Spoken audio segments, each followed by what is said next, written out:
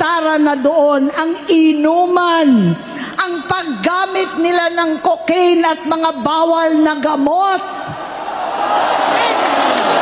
Hindi ba ninyo nakikita, naririnig?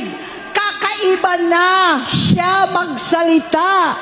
Hindi na maintindihan kung ano-ano na ang sinasabi at wala na sa sarili. Nagtatago sa kabaitan niya ang pang-aabuso niya sa droga.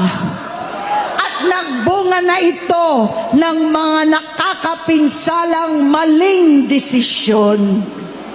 Hinayaan niyang kumilos ang mga nakatalibot sa kanya.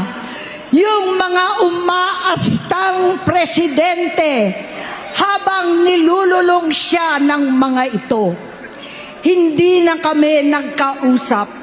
Sa harap ng publiko, pinipilit kong magmukha kaming maayos. Pero wala na kaming koneksyon. Hindi ko hinihiling na maunawaan ninyo ako, lahat kayo. Sa palagay ko, ang makakaunawa lamang sa akin ay ang mga